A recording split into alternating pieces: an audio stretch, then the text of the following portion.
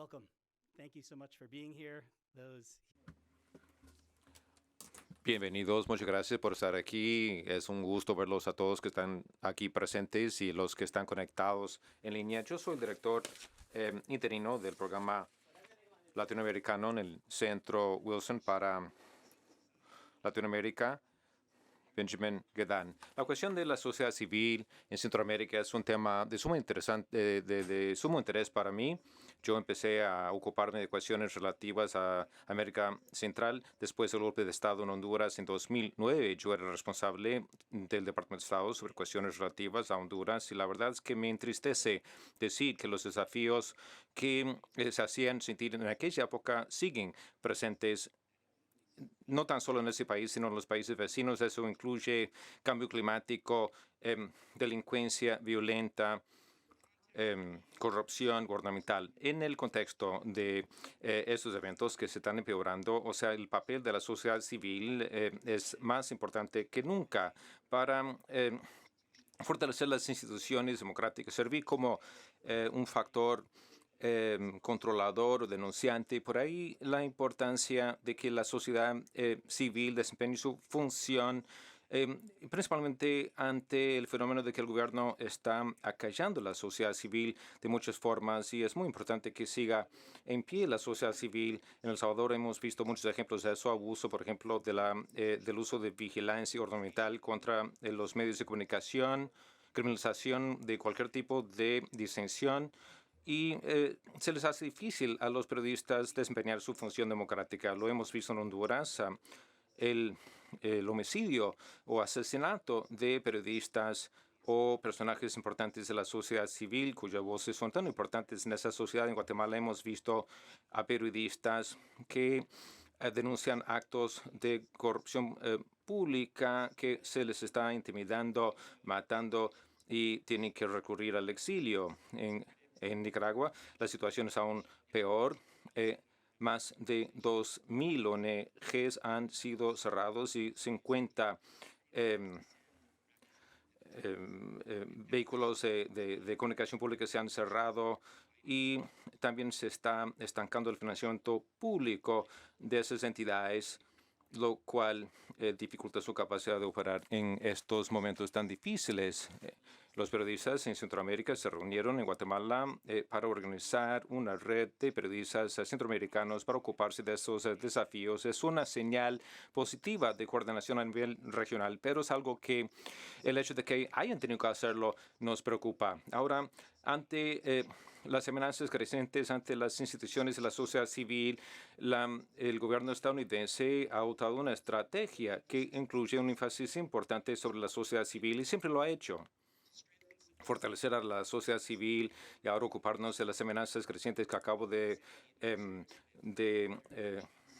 comentar. Durante la Cumbre de las Américas en Los Ángeles en junio se ha lanzado la nueva iniciativa de Voces para los países centroamericanos. Me complace muchísimo que el Centro de Wilson y nuestro programa latinoamericano se dan cita el día de hoy como socios para realizar el perfil de esa actividad, para promover la conversación continuada entre los expertos de la sociedad civil que están muy interesados en esa iniciativa y se animan a apoyarla. Vamos a oír de parte de algunos expertos excepcionales. La secretaria adjunta de Estado y también Transparencia, Control Social, Claudia Escobar Mejía, profesora del Centro de la Universidad de George Mason, y Pera Vaca de la CIDH, el relator especial sobre libertad de prensa. La subsecretaria adjunta del Departamento de Estado sobre Derechos Humanos va a ser la próxima ponente, y también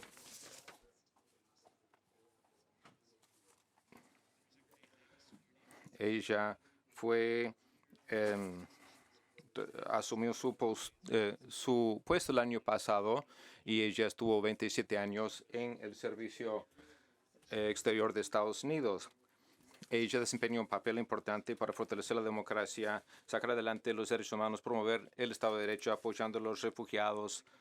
La subsecretaria está comprometida a esa cuestión a nivel global, como pueden darse cuenta, principalmente en las Américas, en Centroamérica. Ella se ocupa de ese conjunto muy difícil, espinoso de cuestiones, siempre ideando soluciones creativas, trabajando con los actores de la sociedad civil que están en la primera línea. Muchas gracias por estar aquí, señora subsecretaria.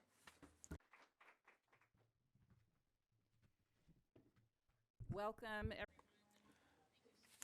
Bienvenidos a todos. Muchas gracias. Me complace muchísimo estar aquí en persona y estoy muy agradecida por el hecho de que algunos de los formadores de política que están aquí con nosotros, quienes trabajan de forma ardua para promover el espacio cívico en Centroamérica, Emily Mendrala, por ejemplo, la secretaria de Estado adjunta, vicesecretaria adjunta que está con nosotros, y también quisiera agradecer al Centro Wilson por recibirnos el día de hoy.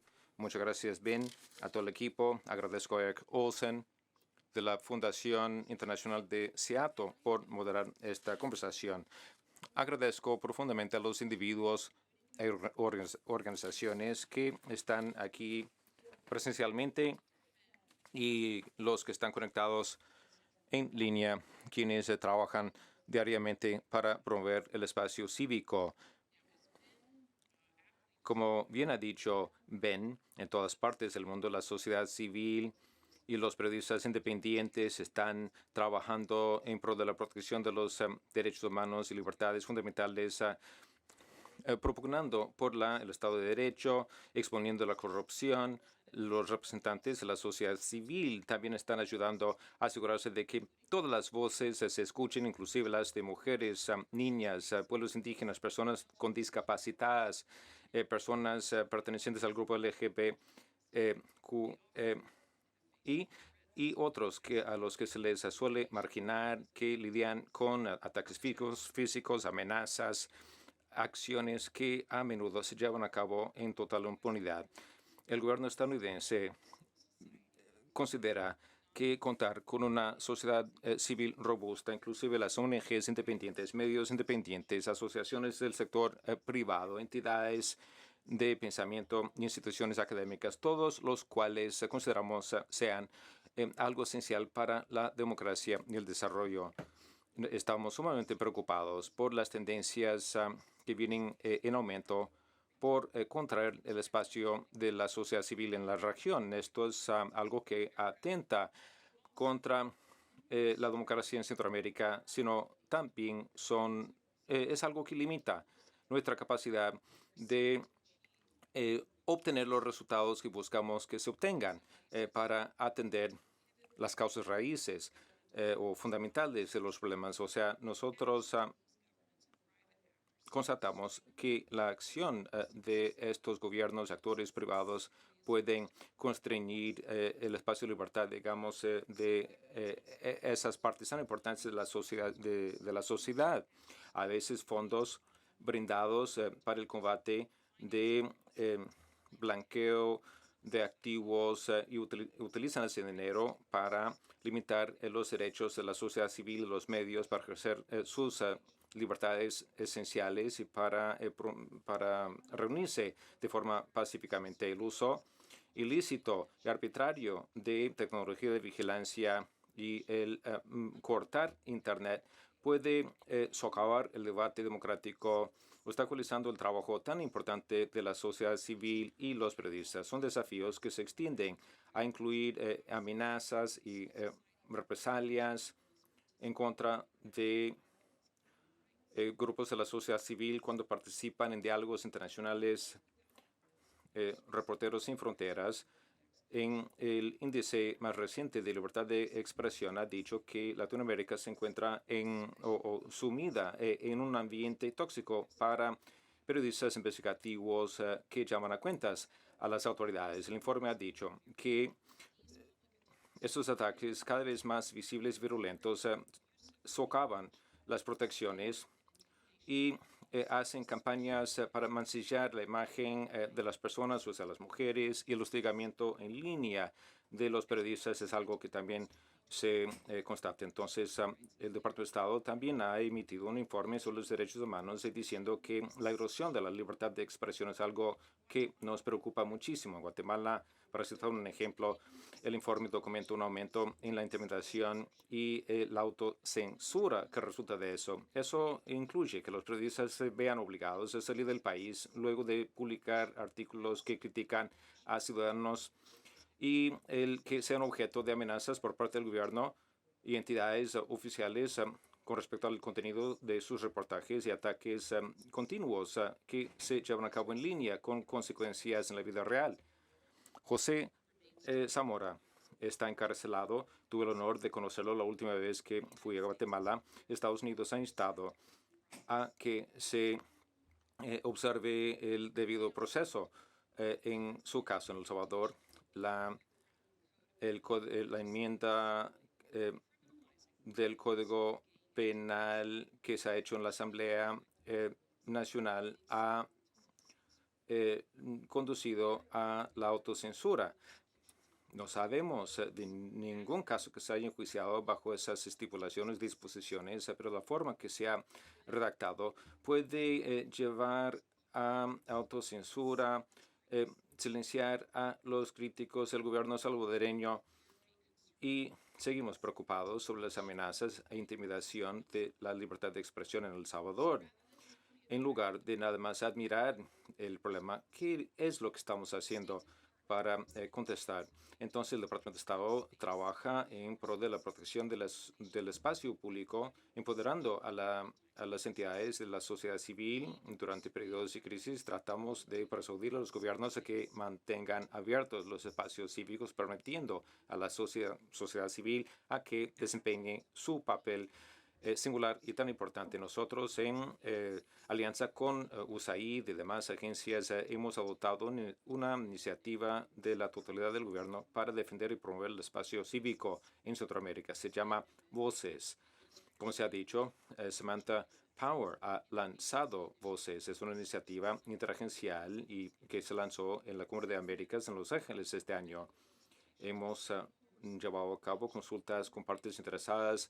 Hemos creado nuevos programas que contribuyen a las voces, también celebrando diferentes paneles como el que se celebró en Honduras el año pasado, creando una plataforma para que se pueda hablar sobre los desafíos actuales en el contexto regional.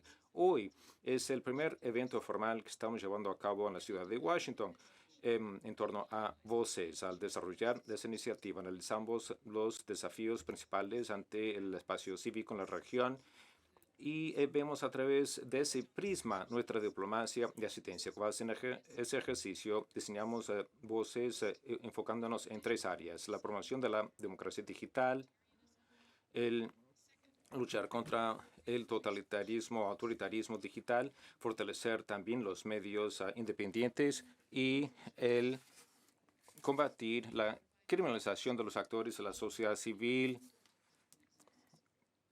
ofreciendo protección legal cuando se hace necesario. Vamos a oír mucho sobre cada una de esas líneas de esfuerzo en el debate que vamos a llevar a cabo aquí hoy. Estos programas del gobierno de Estados Unidos se priorizan el fortalecer la capacidad de la sociedad civil local y los medios independientes para exigir instituciones de gobierno transparentes y que promuevan el respeto a los derechos humanos, el Estado de Derecho en promoción de la democracia. También enfatizamos la importancia de que se hagan esfuerzos colectivos por evitar que la democracia se socave. No se puede hacer esto de forma aislada. Esto pasa por una comprensión de todos los actores de la sociedad civil, del espacio cívico, los aliados en el sector público y privado que tienen que colaborar cuando vienen en aumento las tendencias autoritarias.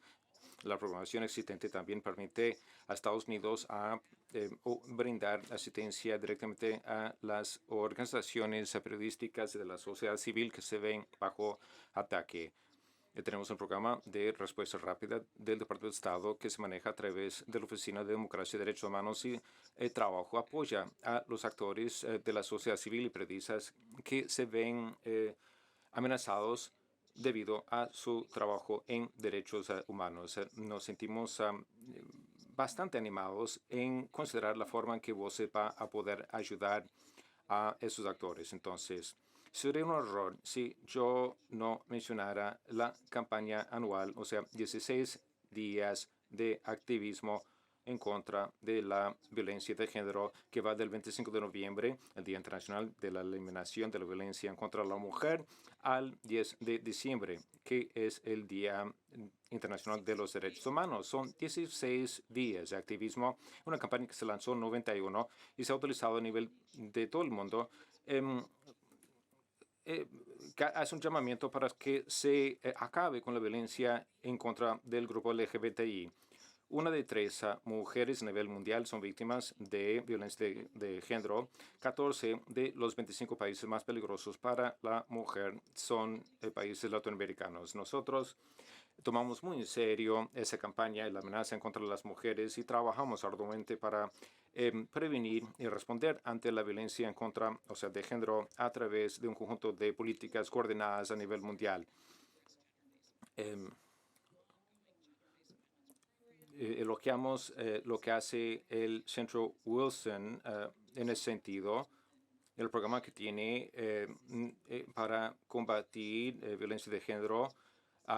Aboga para que se implemente políticas de protección de la mujer contra violencia y se propone bajar o eliminar las barreras a la implementación de tales políticas. Con eso quisiera agradecer a todas las entidades aquí presentes por su trabajo tan importante para sacar adelante la verdad, la libertad, la justicia y rendición de cuentas bajo condiciones muy difíciles y peligrosas a menudo. Estados Unidos es un socio comprometido y quiere aprender con ustedes. Sé que esta conversación será muy emocionante y va a tener un impacto importante. Por eso le doy la palabra a Eric y a los demás panelistas para echar a andar este foro. Gracias.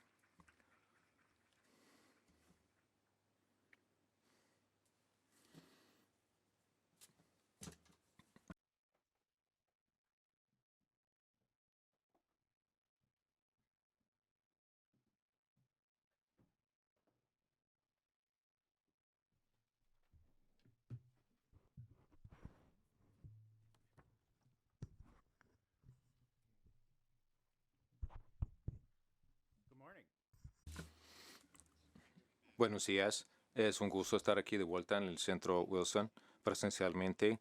Agradezco a Benjamin Gedan, un colega y amigo desde hace años, por todo su trabajo. Agradecemos mucho que nos hayan dado el espacio para hablar sobre cuestiones que me parecen a mí ser problemas muy importantes para la política estadounidense en Centroamérica. Agradezco a la subsecretaria adjunta por su palabra, su compromiso para con la sociedad civil, trabajando con la sociedad civil. Nos da muchísimo gusto tener esta oportunidad para profundizar un poco la conversación en torno a estas cuestiones. En cuanto a los panelistas, ahora yo quisiera plantearle algunas preguntas en dos rondas. Primero, vamos a oír sobre algunas cuestiones específicas en torno a lo que se ha realizado aquí, democracia digital, la protección de los defensores de derechos humanos, y que se explayen un poco más sobre estas cuestiones. Y la subsecretaria adjunta Mendrala puede contestar. Y ahora quisiera hablar un poco sobre cómo podemos colaborar, cómo estas iniciativas de parte del gobierno de Estados Unidos pueden ayudar a esos esfuerzos en Centroamérica. Y prometo que les voy a dar por lo menos 20 minutos al público para que planteen sus preguntas. Prepárense entonces, preparen sus preguntas y tendremos tiempo para oírlas y contestarlas. Si me permiten comenzar con la jueza Claudia Escobar, una gran amiga.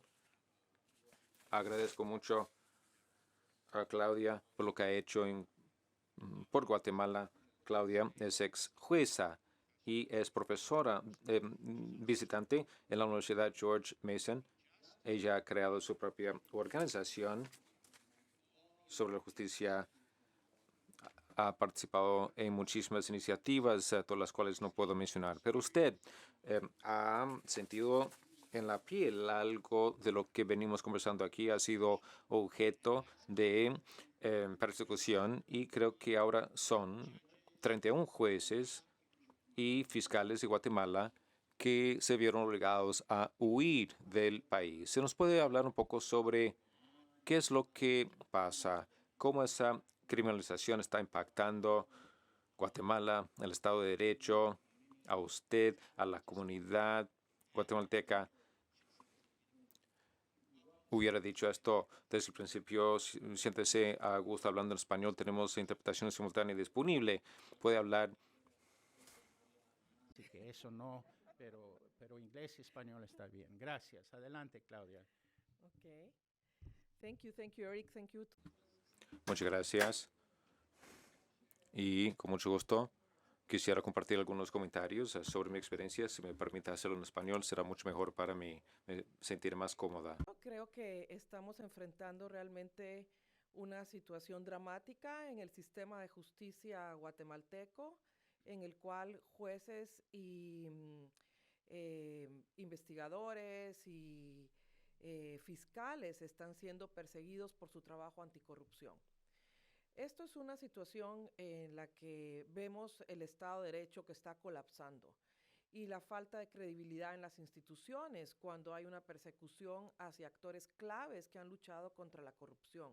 Estamos hablando de que están en el exilio 2 fiscales generales, magistradas de Corte de Constitucionalidad, jueces que llevaron casos anticorrupción en contra de altos funcionarios públicos y en contra de sectores poderosos como militares que violaron derechos humanos en la época del conflicto armado. Entonces es una situación en la que las personas en el país están perdiendo la credibilidad en las instituciones de justicia porque los jueces son los defensores naturales de todos los derechos, ¿no? Y si no hay independencia en la justicia, ¿quién va a defender a quienes defienden los derechos de las mujeres, los derechos de pueblos indígenas, los derechos de personas que están trabajando por mejorar el medio ambiente? Y esto es una situación en la que estamos viendo que hay un efecto en el que está perdiéndose la credibilidad institucional. Por lo que es importante poner atención porque la región se está convirtiendo en realidad en un hub del crimen organizado que está incidiendo en la judicatura. Quienes están detrás de todos estos esfuerzos son grupos criminales que lo que buscan es impunidad. Y para garantizar la impunidad están atacando a los jueces que han demostrado ser independientes y a los fiscales que han realizado investigaciones de manera objetiva y autónoma. Y algunas de estas personas, bueno, hemos hablado de 30, 31 que están en el exilio, pero algunos están encarcelados hoy en Guatemala y están siendo procesados jurídicamente, ¿no? Sí, hay algunos abogados, algunos exfiscales, algunas abogadas también que trabajaron con la antigua Comisión Internacional contra la Corrupción, CICIG, que no han salido del país y entonces están sufriendo casos criminales en su contra. El caso tal vez más dramático es el de la abogada Virginia La Parra, que tiene 10 meses de estar encarcelada y se le acusa por haber hecho una denuncia administrativa en contra de un juez que estaba facilitando información a alguien que estaba siendo investigado. Entonces, su delito es haber hecho una queja administrativa y por eso la tienen en prisión y es tal vez el ejemplo más claro de esta persecución sistemática que hay en contra de operadores de justicia. ¿Y usted siente que todavía hay personas dentro del sistema guatemalteco que están tratando de hacer la obra buena, el trabajo bueno? Por mi experiencia en la judicatura, yo creería que sí, que hay aún jueces, fiscales que están dispuestos a hacer un trabajo por fortalecer el Estado de Derecho. Sin embargo, tenemos que tomar en consideración que hay mucho temor, que estas personas tienen miedo a las represalias, que no estamos hablando de ser un juez en Canadá o en España, donde está garantizada su seguridad. Yo creo que este es el punto crítico en el cual tenemos que enfocarnos. ¿Cómo vamos a proteger y empoderar a los operadores de justicia que están dispuestos a luchar por su país? Porque estamos hablando de un contexto de mucha violencia, de mucha represión, y que en eso hay que enfocar los esfuerzos. Y supongo también que hay que apoyar a los que han tenido que salir lamentablemente exiliados. Claro, yo creo que la comunidad internacional ha aportado muchos esfuerzos durante décadas para fortalecer el Estado de Derecho en la región, para fortalecer instituciones, para trabajar para garantizar la independencia de los jueces. Y todo este trabajo que se ha hecho, que son millones de dólares invertidos por las agencias de cooperación, por distintos países, si no se fortalece y si no se apoya a todos estos operadores de justicia que están altamente capacitados, se va a perder, porque creo que son personas que tienen mucha experiencia y que pueden convertir esa experiencia desde otra perspectiva, continuar trabajando en la región para seguir fortaleciendo el Estado de Derecho. O sea, no es solo una pérdida personal para ellos, sino para todo el país. Claro. Wow, okay. Mira, I'd like to shift just... Vamos ahora a hablar con Luis Villa Herrera, Villatoro Villa Herrera, un nombre un poco difícil de pronunciar. Siéntase a gusto para hablar en inglés o español. Usted es cofundador de Transparencia, Control Social y Datos Abiertos, TRACODA.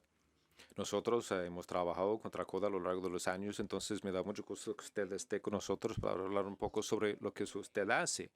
Usted es El Salvador y me parece a mí que hay un problema de desinformación en toda la región. Nosotros, claro que batallamos con esto en nuestro país, pero cuando pensamos en El Salvador hay mucha desinformación, formas en que el Internet se ha empleado en contra de los defensores de derechos humanos. Háblenos un poco sobre algunos de los desafíos que TRACODA trata de superar, resolver en cuanto a la democracia digital y desinformación. Agradezco mucho al Centro Wilson por estar aquí. Yo nada más quisiera destacar que tenemos un problema muy grave ahora.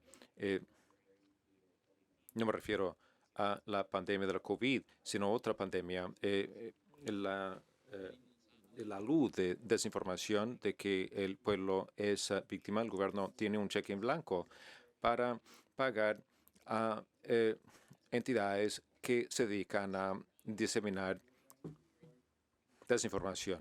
En TRACODA tratamos de trabajar con personas, tenemos que trabajar sobre el terreno a nivel local para entender qué es lo que sucede. El discurso de odio por parte de los demagogos que ocupan el poder ahora es muy difícil de combatir porque no contamos con recursos suficientes. Como ya he dicho, estamos en medio de esa pandemia de la desinformación y es una situación peligrosa porque ellos son los que manejan la narrativa y el pueblo no entiende qué es lo que la democracia les aporta a su vida. Y es un buen punto de partida, digamos, para esa conversación, porque el que el gobierno se lleva a cabo por medio de Twitter acaba dando mucho poder al gobierno, porque la gente se ha encantado con esto. Ha visto el tweet de ayer, que lo que ha hecho mi presidente. Muchas personas no entienden la diferencia entre noticias verdaderas y las falsas. Y los ataques contra la prensa libre, las organizaciones de la sociedad civil, eso no lo ven. Tienen carta blanca. Cuentan con una serie de herramientas que les permiten un gran alcance. Hablé con un amigo con Panamá, otro amigo de Guatemala, y ellos están encantados con mi presidente. Sí, vi su TikTok y es increíble. Está haciendo grandes cosas. Sí, vivo en el país de las maravillas, pero no es tan maravilloso ahora mismo mi país. Me pregunto, ¿dónde está la democracia? ¿Dónde están los derechos humanos? Hay muchos aspectos que se deben resaltar. Tendremos que enfrentarnos a una situación fuerte. Estados Unidos también, porque van a haber más migración de El Salvador, de Guatemala, porque estos países también tienen dictaduras. Ese es el camino en el cual nos encontramos y es un camino peligroso. Más aún por eh, el impacto, ese encanto que tiene sobre la gente, porque la gente no entiende lo que es la democracia, porque no entienden el valor que significa para sus vidas y las tecnologías que están empleando les están funcionando bien, porque la gente dice, no, sí, genial lo que está haciendo mi presidente. Leí un artículo recientemente en Reuters que expuso estas técnicas empleadas en cuanto a estos centros de troles en América Latina. ¿Nos puede hablar un poco más sobre el impacto de esto y los desafíos que esto presenta para El Salvador en general? Y contarnos lo que hace Tracoda para combatir esto. Sí, creo que es muy importante hablar de la labor de Tracoda en este sentido. Como ya he dicho, no contamos con recursos suficientes para visitar cada una de las comunidades del país, pero estamos intentando. Aplicamos metodologías horizontales en las cuales utilizamos TikTok, los memes, todas las mismas herramientas empleadas por el Estado, pero utilizarlos de una manera entretenida para explicarles lo que significa la democracia, el acceso a la información cívica y lo que significa para la vida cotidiana. Estamos elaborando estrategias ahora mismo porque nos resulta muy difícil trabajar en este entorno, en que somos un blanco del Estado por el trabajo que realizamos. Ellos emplean distintas tecnologías que le obligan a los periodistas y a los que trabajamos en la sociedad civil hacia la autocensura. Pero este no es el momento de ser tímido. Tenemos que atrevernos porque no vamos a tener resultados distintos si hacemos lo mismo siempre. Quiero volver al tema de la iniciativa Voces, pero primero una pregunta más acerca de Tracoda y su estrategia. Está hablando de técnicas, mensajes que llegan muy bien a la juventud. ¿Eso es parte de su estrategia? ¿Sus esfuerzos se dirigen principalmente a los jóvenes? El personal de Tracoda que yo conozco son todos muy jóvenes. ¿Qué hacen específicamente para llegar a los jóvenes, los universitarios? Pues no solo nos dirigimos a los universitarios, también visitamos las escuelas secundarias porque esos alumnos van a votar en los siguientes comicios. Por eso trabajamos con todos para que entiendan la realidad. El sistema educativo salvadoreño no es de alta calidad. Hay zonas muy difíciles de visitar, pero vamos a explicar los procesos de desinformación con los jóvenes, empezando ya con los 14 años, porque si entienden lo que está ocurriendo, eso les permite cuestionar lo que está ocurriendo. Y eso no está nada mal. Muchas personas no entienden lo que está ocurriendo, en parte porque no les importa. Y es ahí donde tenemos que concentrar nuestros esfuerzos. Y claro que trabajamos con la juventud, pero eso no quiere decir que no hablemos con otros sectores. Estuve hablando una vez con personal de seguridad privada. Eran señores de 55, 60 años, no sé exactamente. Pero incluso ellos estaban viendo TikTok. Es su fuente de información acerca del presidente.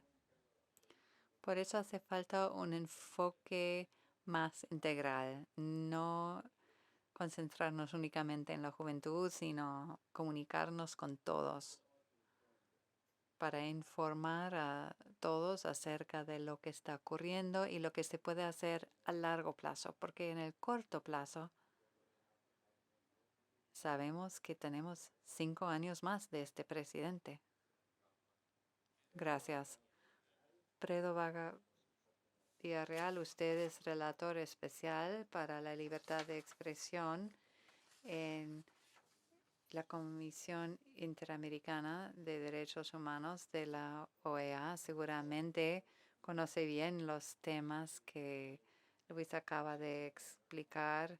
¿Cuál es el estado de situación en América Latina en cuanto a la libertad de expresión y sobre todo el tema de la desinformación y la propaganda? ¿Qué tan serio es el problema? Muchísimas gracias al Wilson Center y la USAID. Voy a presentar en español, si me permiten. 2022 es un año que no ha acabado y ya es el año más letal para la prensa desde que existe Relatoría de Libertad de Expresión. Y el asesinato de periodistas es solo una de las tantas formas de censura, ¿no? Y creo que cuando hablamos de espacio cívico hablamos de muchas formas de censura desplegadas, ¿no? La prisión vuelve a ser otro lugar para la prensa, vuelve a ser otro lugar para las personas que levantan la voz. Y esto es algo que pasa con mucha más frecuencia de la que públicamente se denuncia. Yo quiero aprovechar también este espacio para transmitir que nuestra oficina está en disponibilidad de visitar a todas las personas presas por ejercer su libertad de expresión o que este sea alguno de los planteamientos que se consideren. Y noto, por ejemplo, casos en los cuales se ha solicitado visitar periodistas y personas en prisión y se nos niega. Y entonces creo que hay una paradoja, ¿no? Porque si estamos en un sistema interamericano de derechos humanos donde los estados se muestran ante los foros internacionales como estados democráticos, creo que toda prisión donde haya periodistas debe ser un lugar en el cual una persona desde mi condición debe poder ir.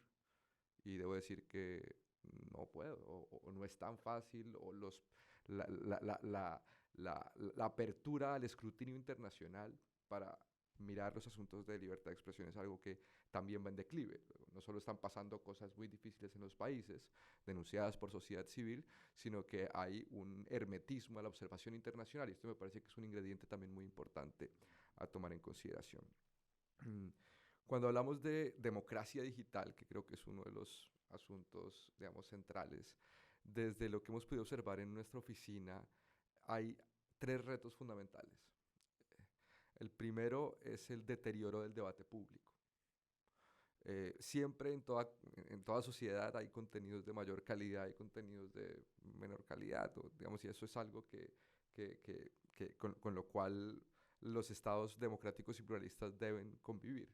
El punto es que algunas voces que están llamadas a ser de mayor calidad, me refiero, por ejemplo, a los líderes políticos, son voces que desinforman o son voces que manipulan. Es decir, determinados ejemplos del debate público están jugando a los peores estándares de calidad. Y esto me lleva a lo que yo creo ya es una batalla por la democracia, y es una batalla de la propaganda contra el periodismo. Y es una batalla desigual en muchos aspectos, en términos de recursos.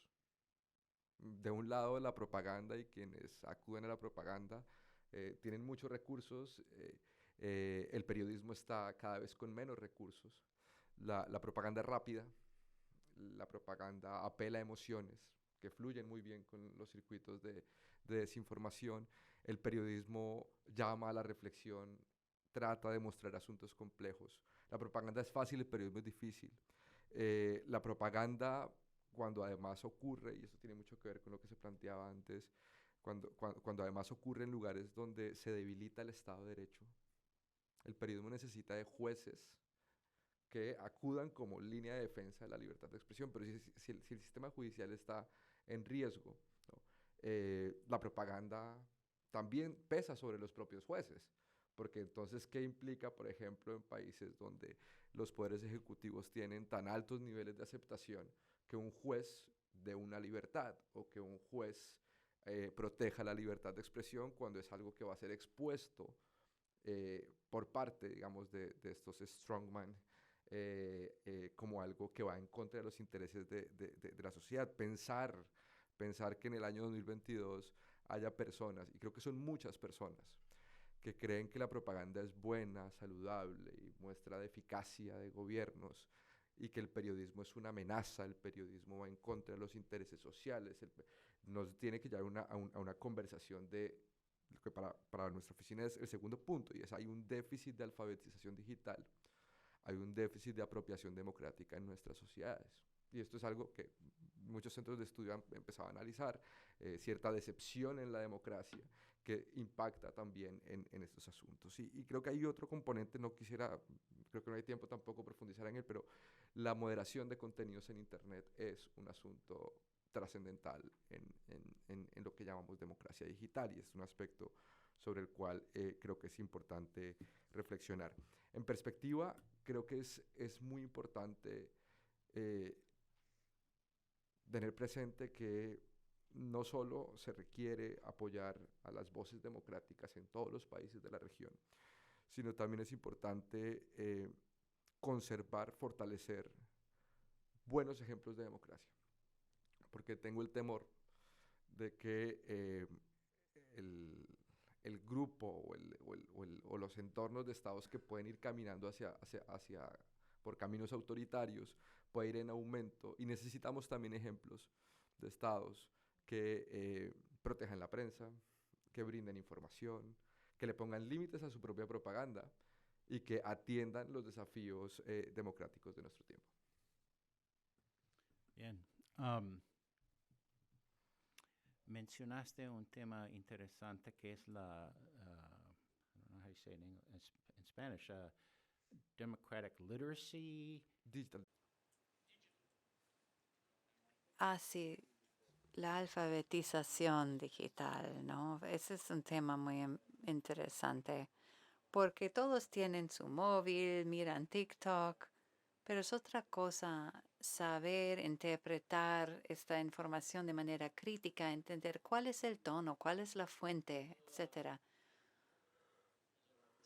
La relatoría, Tracoda, alguna de sus entidades está trabajando en este tema, intentando fortalecer los conocimientos, no solo a aumentar el acceso, sino la capacidad de evaluar estas fuentes de información.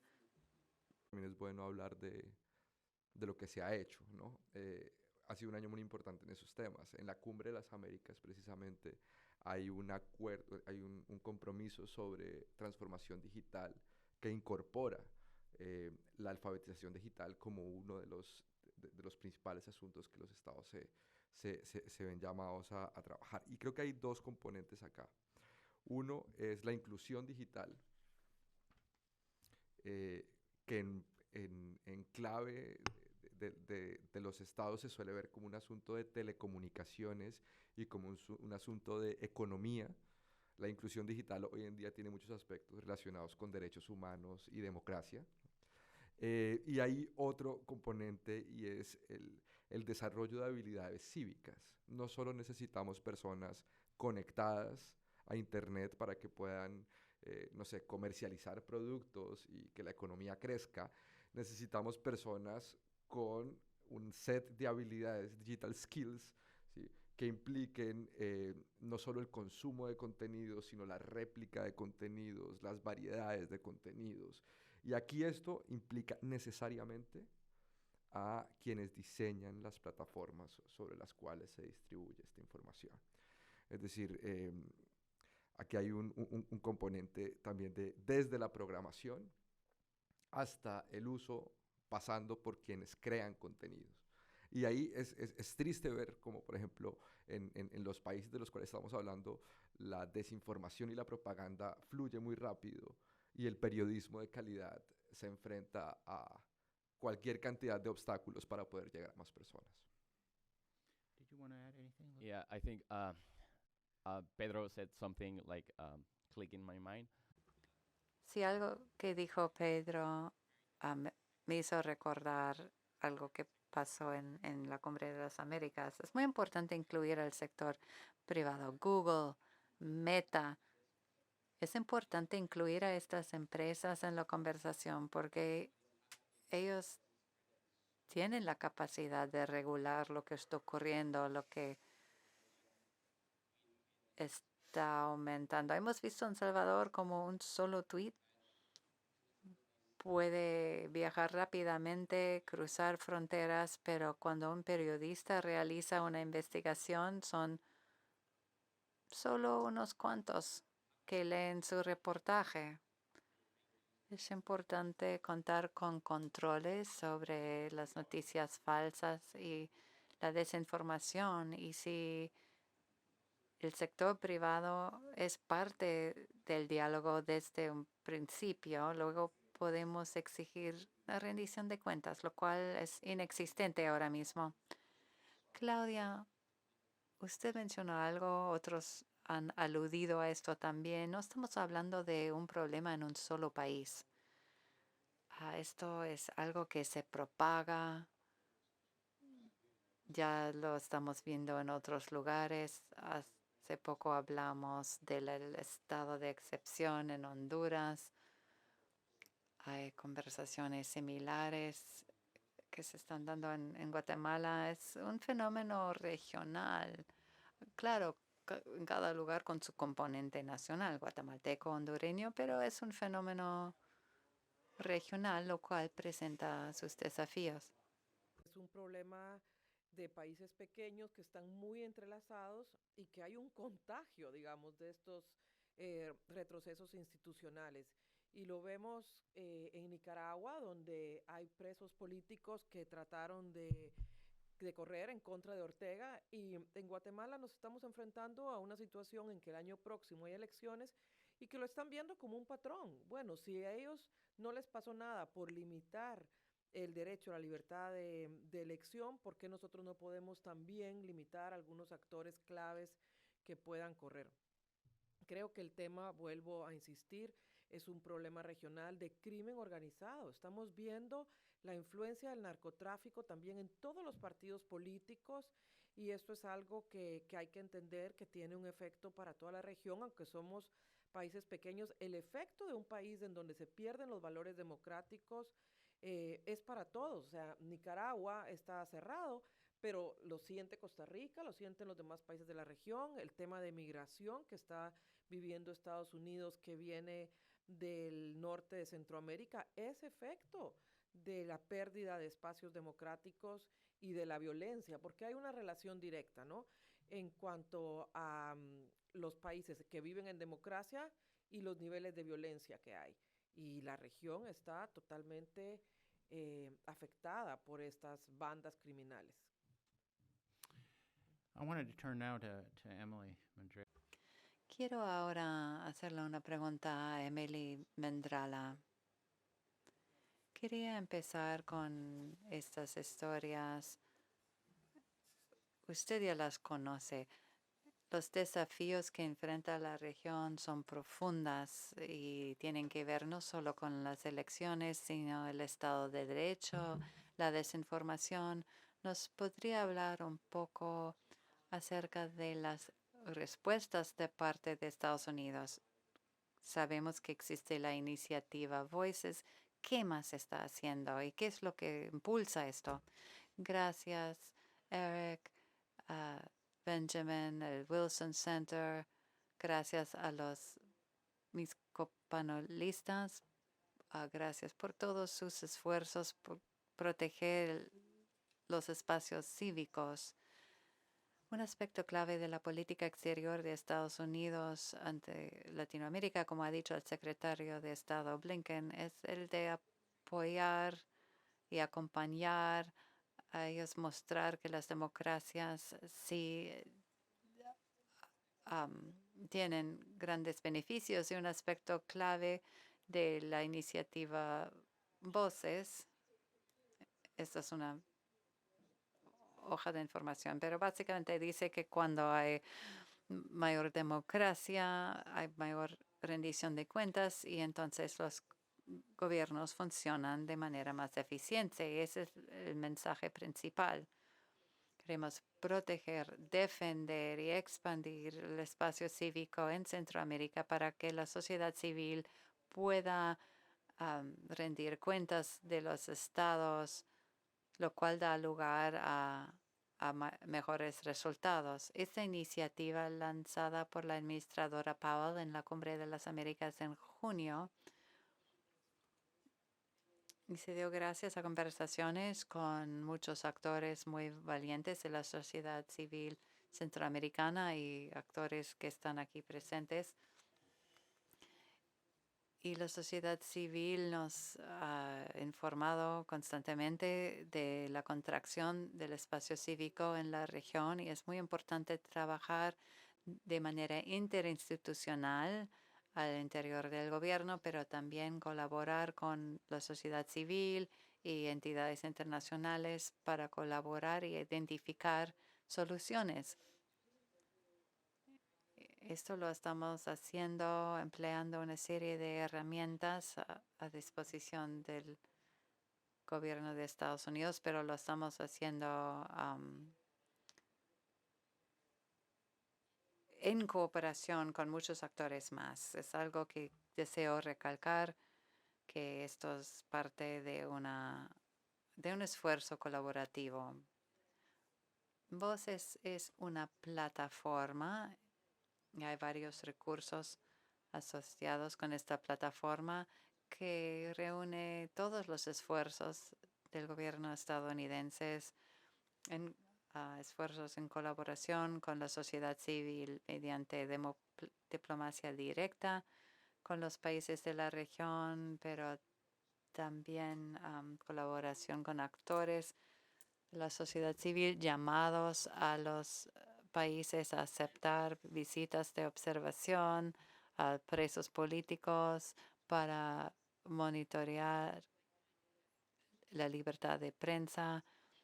Trabajamos con actores de pensamientos afines para el fin de aplicar sanciones, las cuales son más eficaces cuando se aplican de manera multilateral.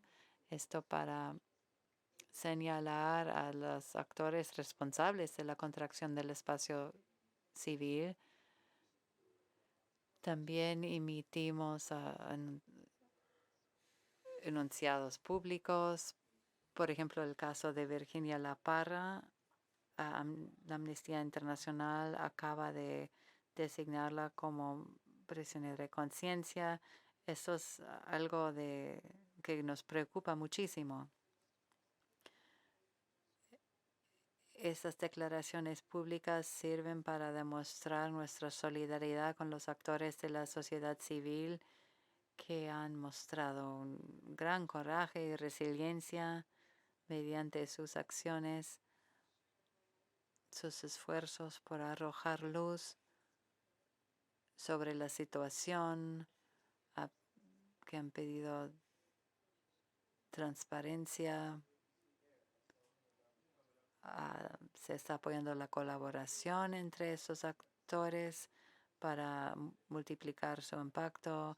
Aplicamos sanciones permitidas por el Congreso de Estados Unidos. Este es un esfuerzo anticorrupción bipartidista de parte del Congreso que nos permite una serie de herramientas. El Congreso ha reconocido que es muy útil poder recabar información y señalar a los malos actores que están socavando las instituciones democráticas.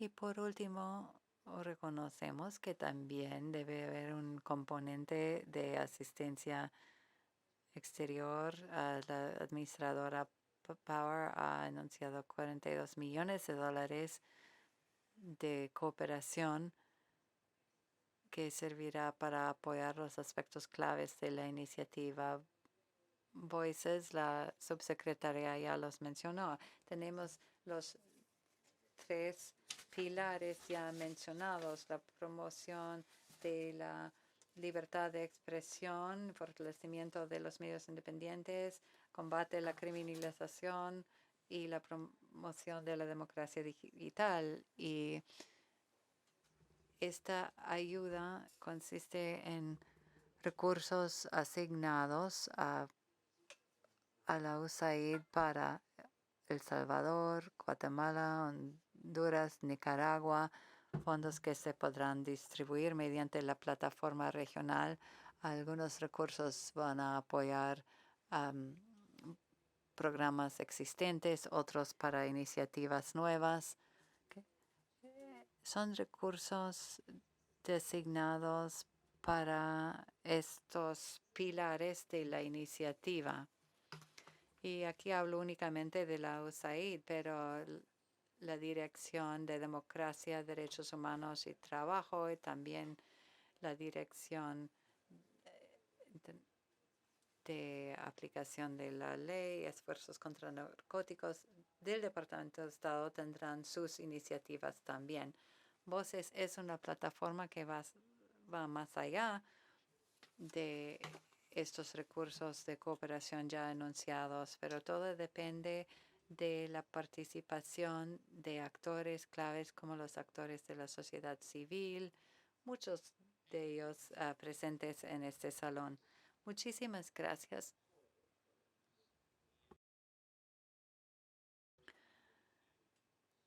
Esta idea es muy importante, la de la participación continua de la sociedad civil. La subsecretaria lo mencionó también. Estamos acostumbrados a estas iniciativas que emanan desde arriba sin los insumos o aportes de los actores que trabajan en el terreno. ¿Cuáles son los mecanismos que permiten este tipo de participación, de comunicación, sobre todo a nivel de país?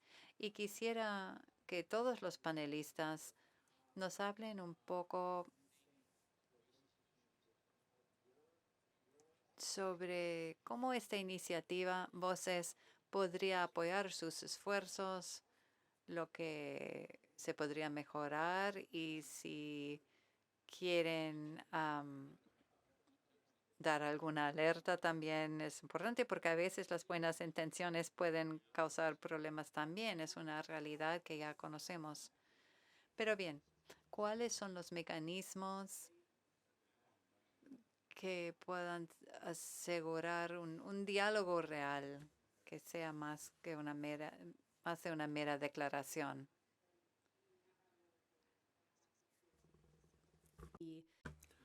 Cómo no, hemos aprendido que es importante que nos mantengamos en comunicación constante con las otras partes interesadas para contar con la retroalimentación en tiempo real, para no causar más daño con nuestros esfuerzos y también diálogos como el que se celebra aquí hoy en Washington. Y como usted ha dicho, gran parte de la retroalimentación proviene del mismo país.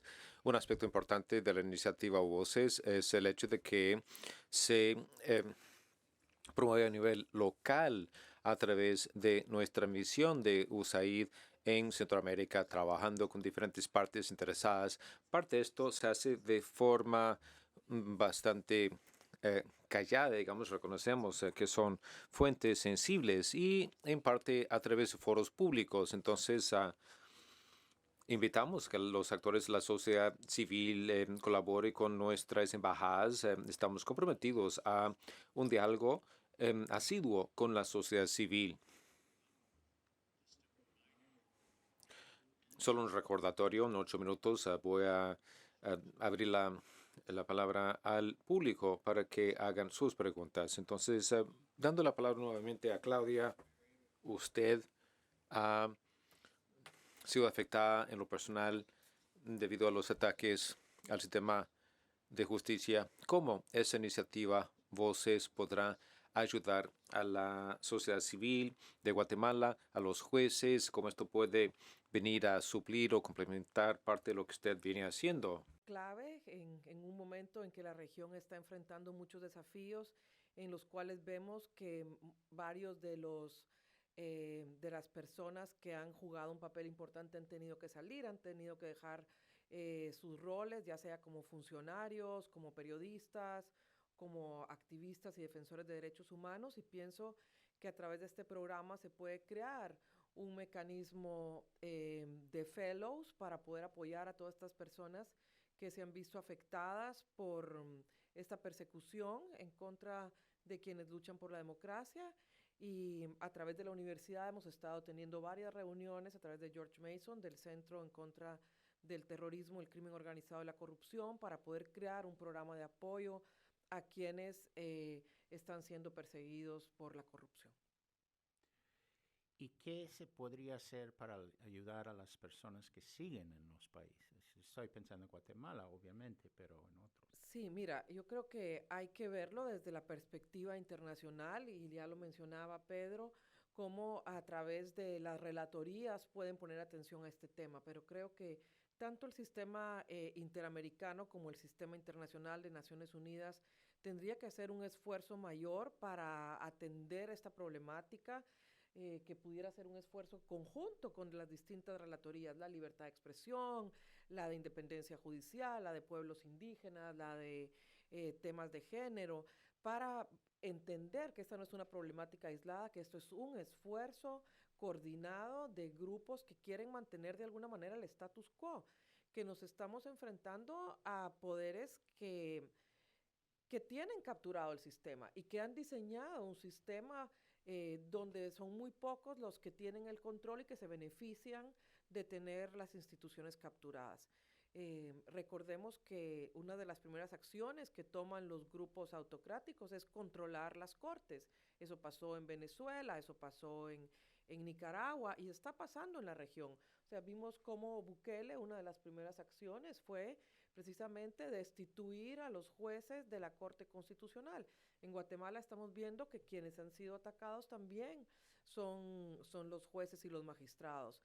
En Honduras está en medio de un proceso de elección de cortes muy importante a la que hay que ponerle atención. Se están creando varios esfuerzos en Honduras para que la comunidad internacional dé seguimiento a esos temas. Hay paneles de expertos internacionales que ha promovido sociedad civil, pero creo que tenemos que ir un paso más adelante y hacer de estos esfuerzos un esfuerzo regional, que estos paneles tengan realmente una incidencia, porque pueden denunciar, pueden expresar la preocupación, pero al final no tienen una incidencia directa porque no son vinculantes. Entonces creo que hay que mirar otros esfuerzos que se han hecho en otros países. Por ejemplo, en Ucrania hace unos años hubo un esfuerzo de la comunidad internacional de un panel de expertos en conjunto con sociedad civil, que era quien nombraba a los jueces de las altas cortes que veían temas de corrupción. Entonces creo que hay puntos claves en cada judicatura en donde hay que ponerle mucha atención. Obviamente las cortes anticorrupción, pero también las cortes de crimen en general, los consejos de la judicatura, en donde se llevan a cabo también procesos administrativos, que son los que permiten que todo el sistema judicial funcione adecuadamente. Luis, how do you see a partnership? Luis, a su juicio, ¿qué le parece puede traer esa iniciativa a esa alianza o sociedad o colaboración entre la sociedad civil y el gobierno? ¿Cuáles son los elementos positivos y cuáles son los desafíos? Yo creo que un tema de comunicación interno entre las agencias es muy importante y creo que no voy a dejar de señalar ese punto. No solo el trabajo a nivel regional entre la sociedad civil, sino también el trabajo entre las agencias de Estados Unidos, del gobierno de Estados Unidos, porque eso es importante para tener más información y tener una mayor cantidad de stakeholders que puedan dar mayores insumos.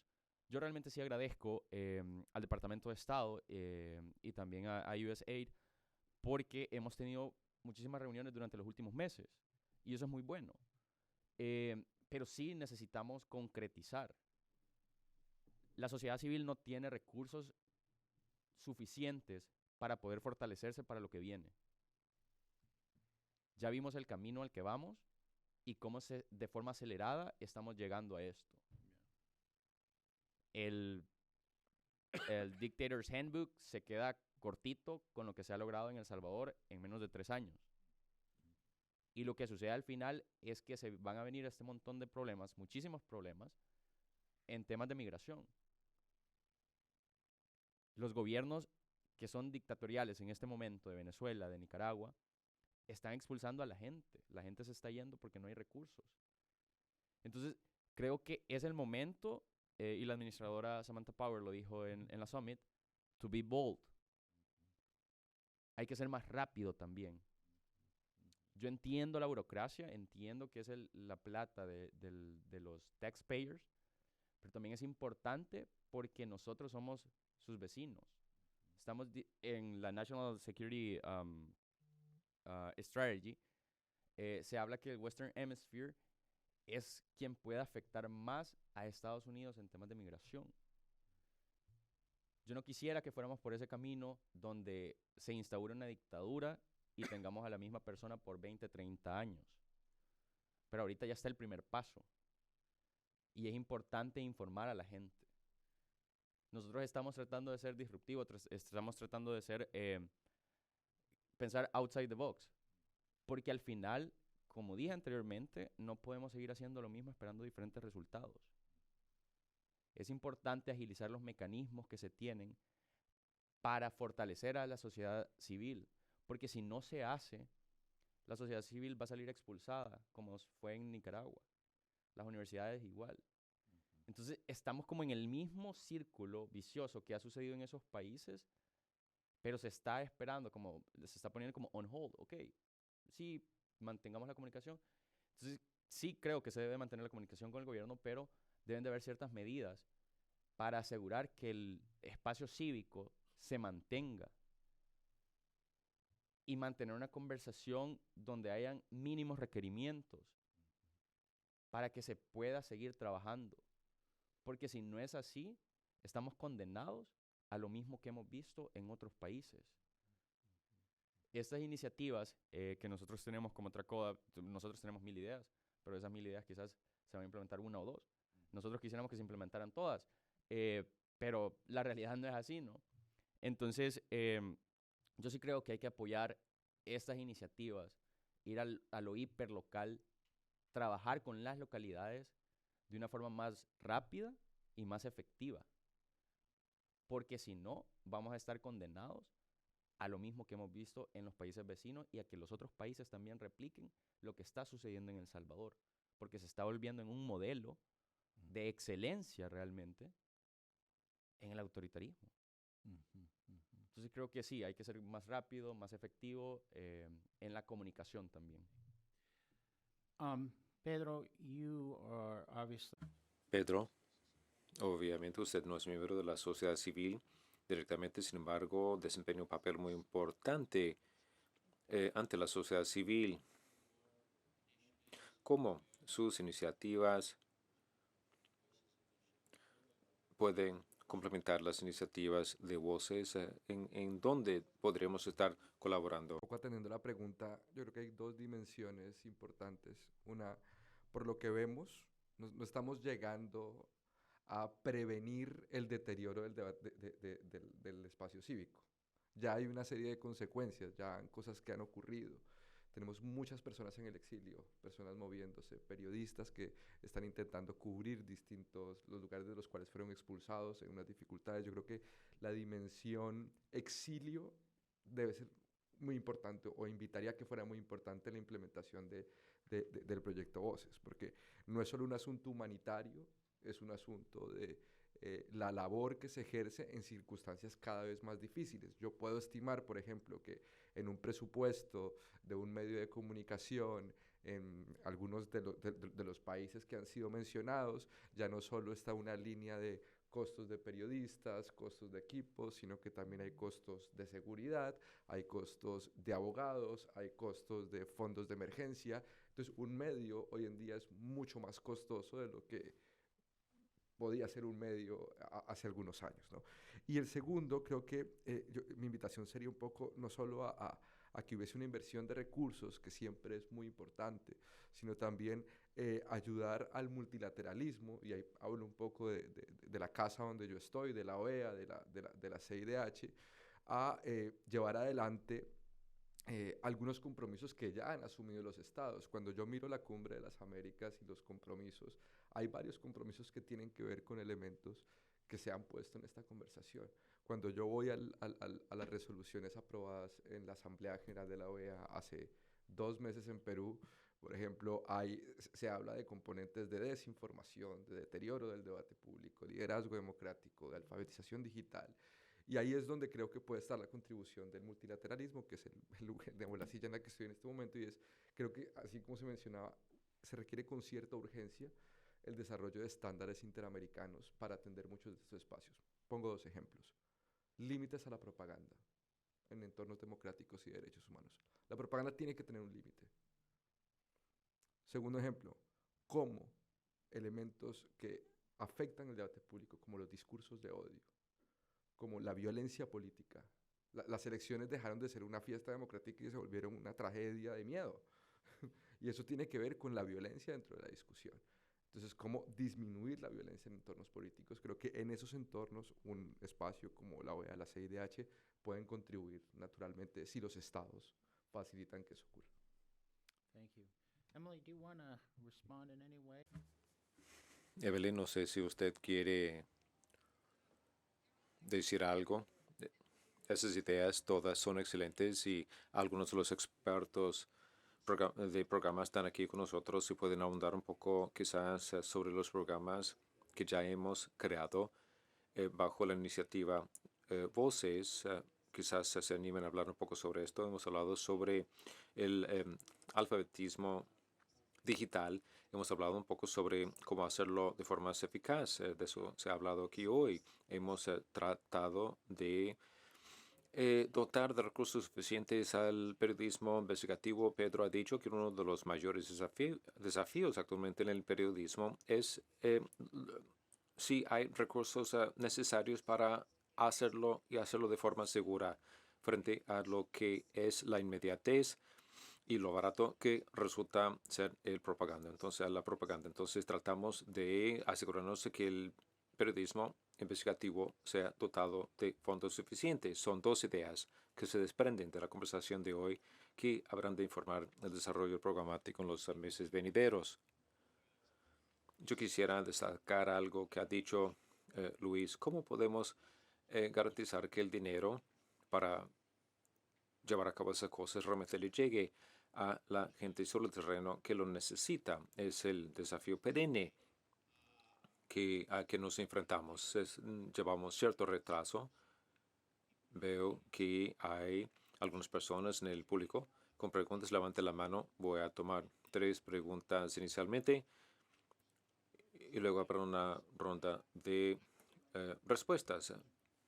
Aliento a mis amigos de Honduras que no están aquí en el panel, los del público, que hagan sus preguntas y que la prensa independiente también. José Luis, ya está ahí a la mano José Luis, después Pat Davis y una tercera pregunta. José Luis. Es para Emily Vendrala. Software de países aliados con Estados Unidos ha sido utilizado en Centroamérica para espiar a miembros de sociedad civil y a periodistas.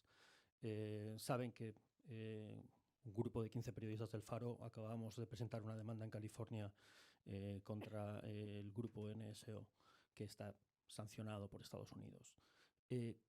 ¿Cuál es la postura institucional de Estados Unidos respecto al uso de software de espionaje contra periodistas en Centroamérica y qué esfuerzos diplomáticos se están haciendo o no para que esto cese o para que haya más algún grado de accountability o de transparencia con respecto al uso de software israelí contra periodistas en Centroamérica? Pat, do you mind standing up? Because I don't think they quite saw where you... Pat, ¿podría ponerse de pie para que vean dónde está? Y nos dice de dónde es. Soy Pat Davis de Peace Brigades International. Mi pregunta va dirigida a Claudia y Emily. Claudia, usted mencionó que los ataques contra los jueces se deben a las redes de narcotraficantes, las cuales se están fortaleciendo. Y en algunos de los ataques queda claro que se trata de que los ex militares están buscando evitar el sistema de justicia. Vimos el caso de la jueza Gloria Porras, que ayudó tanto a los pueblos indígenas que buscaban justicia.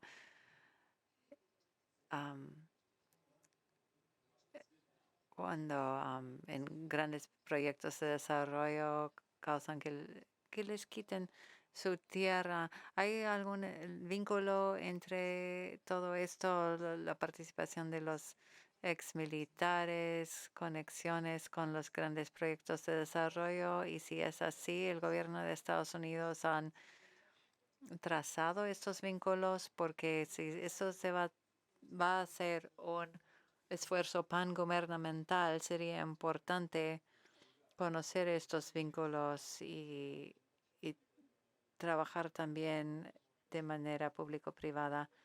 Una pregunta más del señor de la camisa rayada y luego escucharemos las respuestas. Sí, soy Logan Park, soy profesor invitado en la Universidad de Georgetown. Esta pregunta va dirigida a Luis y Emily.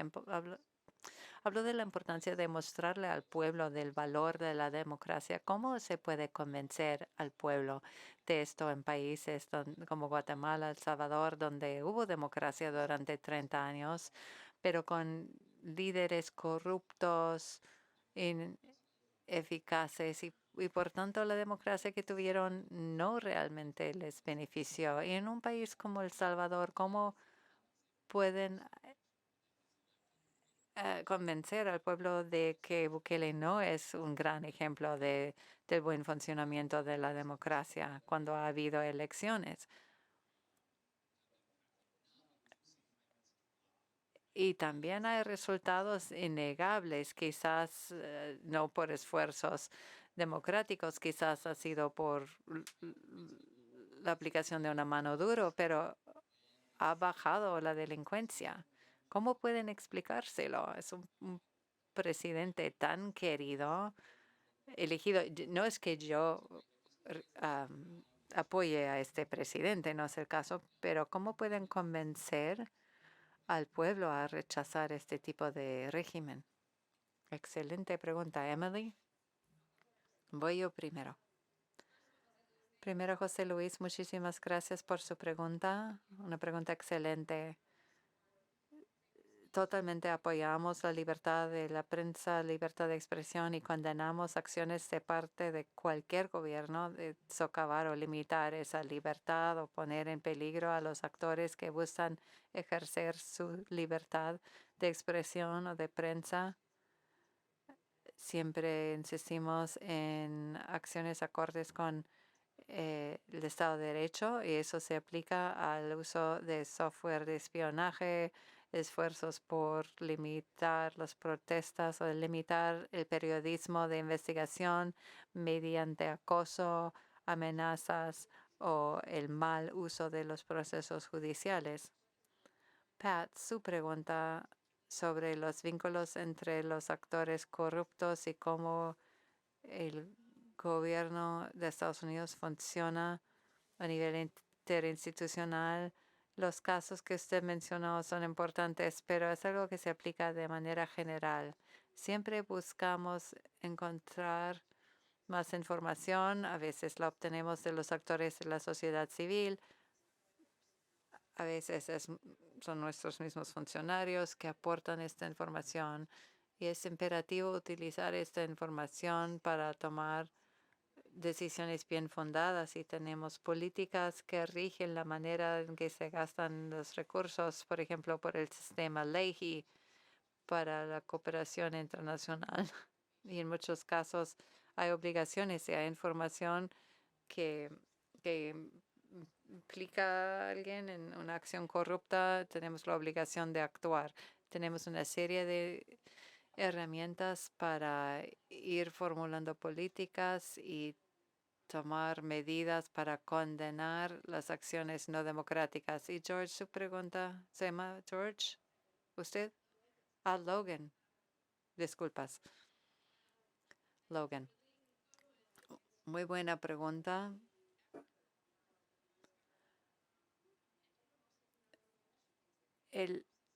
Es vital que Estados Unidos y otras democracias demuestren el valor de la democracia. Ahora, sus ejemplos son ejemplos de acciones antidemocráticas. Un objetivo nuestro, y es un desafío, es arrojar luz sobre lo que está ocurriendo. Es importante la transparencia para empoderar a la sociedad civil, utilizar las herramientas de la transparencia para mostrar aquellos casos en que los estados actúan de manera democrática, en que fortalecen la democracia para el bien de su pueblo. Y cuando hay corrupción, cuando hay actos que socaven esas instituciones democráticas, tenemos que apoyar las instituciones que luchen contra esta corrupción. Es una tarea muy difícil, una tarea importante para nosotros a nivel regional y mundial. De hecho, uno de los valores clave de la política exterior de la administración Biden es que la corrupción representa una amenaza para Estados Unidos y por eso tenemos que combatir la corrupción y no solo al nivel exterior, sino también debemos vigilar también nuestros propios sistemas para asegurar que no exista esa corrupción y de esa manera podemos combatir las vertientes antidemocráticas. ¿Alguien más? Bueno, yo quisiera responder a la pregunta que nos hacían sobre si hay un vínculo entre estos sectores que atacan a la justicia, a los jueces, y yo creo que sí hay una alianza criminal de sectores que se han beneficiado por décadas de la debilidad institucional en la región. Y entre ellos, obviamente, están quienes han sido violadores de derechos humanos, que se han llevado a la justicia en momentos críticos, empresas que no cumplen con los requisitos legales, ya sea para la extracción de productos naturales o no pagan impuestos o evaden el pago de salarios justos. Y lo mismo sucede con los políticos corruptos que se vieron expuestos en los casos en los que estaban involucrados en una ventana de oportunidad que tuvo el país cuando tuvimos un esfuerzo internacional de la Comisión Internacional en contra de la impunidad en Guatemala, la CICIG. Y creo que todos los países de la región en momentos determinados han tenido esas ventanas de oportunidad para trabajar y fortalecer las instituciones democráticas, pero luego vienen estos sectores que han utilizado nuestros recursos para enriquecerse indebidamente y no quieren que haya estos cambios. Y yo creo que incluso en Estados Unidos también hay ejemplos de momentos históricos en los que los cambios estructurales son difíciles, y me refiero a la guerra civil que hubo aquí en este país, en donde habían estados que se estaban beneficiando de un sistema injusto, de un sistema de esclavitud para enriquecer a ciertos individuos. Y tuvieron que ir a una guerra para cambiarlo. Entonces hay que entender que en Centroamérica construir valores democráticos no ha sido fácil. O sea, con la excepción de Costa Rica, los otros países históricamente hemos sufrido de dictaduras, de guerras civiles, y, y entonces somos países post-conflicto en donde hay una narrativa que todos los esfuerzos por construir instituciones sólidas son esfuerzos ideológicos, y eso no es así. Yo creo que hay que hacer una alianza también entre los actores que queremos vivir en un régimen de legalidad, entre la academia, entre los medios de comunicación, entre sociedad civil, entre funcionarios de justicia y junto con la comunidad internacional para lograr cambiar estos patrones, porque de lo contrario, lo que va a suceder es que nos estamos convirtiendo realmente en una región en manos de criminales, y eso es un tema de seguridad para la región entera. Great. We have time really just for one more. Muy bien, tenemos tiempo para una pregunta más. Quería responder a la pregunta de Logan. Entiendo la lógica que presenta en su pregunta. En un país en que otros gobiernos han creado unas expectativas tan bajas, pues claro, la gente dice, no, pues mi presidente por lo menos hizo algo, logró algo. Pero la democracia es la mejor forma de gobierno. Es difícil y no tengo la respuesta. Solo sé que tenemos que seguir trabajando. La sociedad civil tiene que seguir hablando, comunicando con el pueblo para explicar que la democracia representa el mejor camino hacia adelante. Si no, nos van a quitar los derechos humanos. Yo estuve charlando con una mujer muy agradecida, porque en la pandemia el gobierno le dio $300 y ningún gobierno más le había dado $300. Y para muchos $300 era algo inédito, contar con esa suma. Quedaron muy contentos. Pero luego llegó la otra fase cuando empezó el estado de excepción y una mujer lloraba porque le quitaron a su hijo. Y dijo, voy a devolver mis $300 porque lo que quiero es tener a mi hijo. Entonces sí, hubo resultados, estamos viendo resultados, sí, pero los métodos que están empleando no son los correctos. Es muy triste que se nos haya acabado el tiempo. Me habría encantado escuchar más de parte de mis amigos hondureños, pero lamento que ya ha llegado la hora de cierre. Se ha repetido muchas veces, pero merece la pena decirlo de nuevo. Las amenazas al espacio cívico son amenazas para la democracia y tenemos que entender que está en juego muchísimo. Y es muy importante que el Departamento de Estado haya identificado a este tema como un elemento central de la política exterior de Estados Unidos. Para los que trabajamos en la sociedad civil, estamos todos preparados para pensar de manera crítica, para idear una forma de hacerlo, porque lo que está en juego es el futuro de la democracia. No estamos hablando únicamente de las elecciones, sino toda una serie de temas. Ese es nuestro compromiso. Y Benjamin, el Centro Wilson, tienen ese compromiso, lo sé. Muchísimas gracias a todos, el personal de apoyo, los intérpretes, el personal técnico, cuyos esfuerzos hicieron posible este evento.